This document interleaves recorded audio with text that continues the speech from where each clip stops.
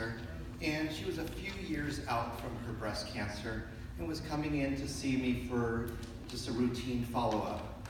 So when she comes in the room, we're going through everything, and she said, I haven't been feeling very well. I saw my oncologist just a little bit ago, and my oncologist thought that there might be something going on. So she ordered a bunch of tests and a scan to see what was going on.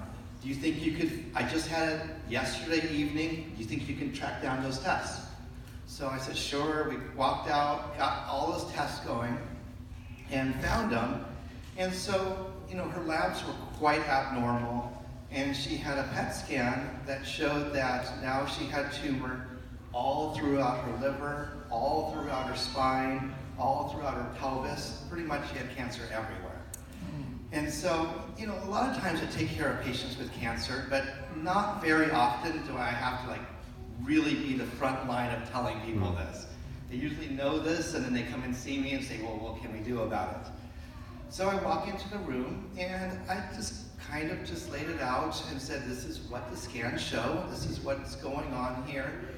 And she looked at me and kind of acted like if I would have just told her that she had a little hangnail or something there. And so I asked her, how she was doing with this, and she's like, God has been with me all my life. He's gotten me through all sorts of difficult times, and whatever happens here, he'll be with me, and I have faith in him. And so but she wasn't that she wanted to just put her head in the ground. She wanted to be proactive about what can we do, how can we follow this up. But she had such a positive heart with this that really kind of impacted me. The girls at the office knew what was going on, and when she came out, she was happy, she greeted them all, and so we kind of got a treatment plan going, and so when she left, the girls at the office were like, why didn't you tell her what was going on? You must have not told her, because no one can be that way right after that. And I said, no, actually I did. And so, I guess I probably don't have a lot of faith in God. So I thought, that's really nice, but she's probably just in denial. She really hasn't sunk it in for her. So I'll just touch bases with her the next day and really check in and see how she is. So I called her the next day, and I just said, just want to check in and see how you're doing. I gave you a lot of information yesterday. And she said, well, I woke up with a joyful heart. I went for a swim, and I feel good, and I just want to get going and figure out what we need to do about this. And I was like, wow, this is really amazing. I mean, how can you be feeling this way and doing this through this difficult process?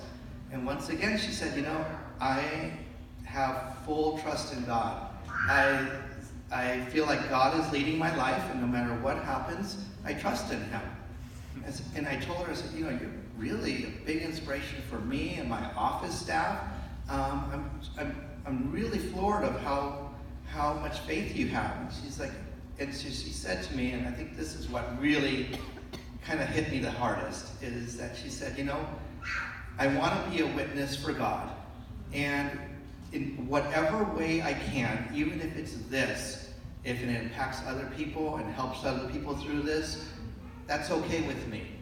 And just that, I shared that with my office staff.